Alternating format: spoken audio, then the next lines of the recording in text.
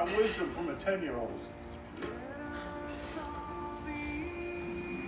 We mean no ill will.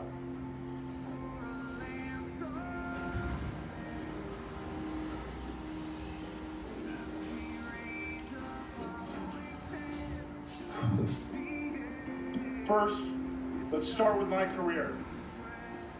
For the last 26 years, since 1992, I've served in many high-profile and sensitive government positions for which the FBI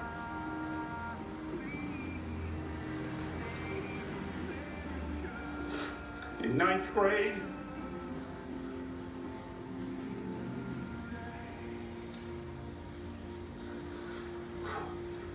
in 1980, I started keeping counters of my own.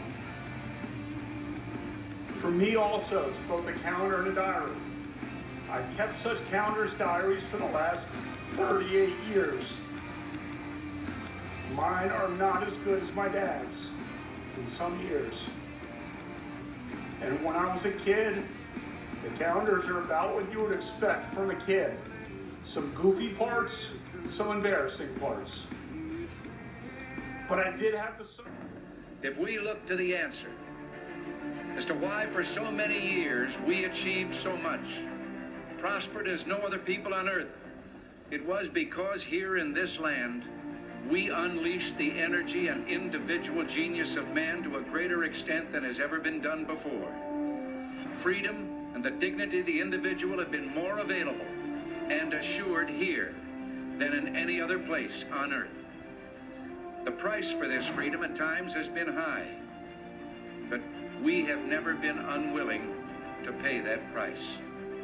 Those who say that we're in a time when there are no heroes, they just don't know where to look. The sloping hills of Arlington National Cemetery, with its row upon row of simple white markers bearing crosses or stars of David, they add up to only a tiny fraction of the price that has been paid for our freedom.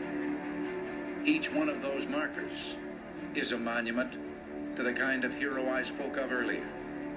Their lives ended in places called Belleau Wood, the Argonne, Omaha Beach, Salerno, and halfway around the world on Guadalcanal, Tarawa, Pork Chop Hill, the Chosin Reservoir, and in 100 rice paddies and jungles of a place called Vietnam.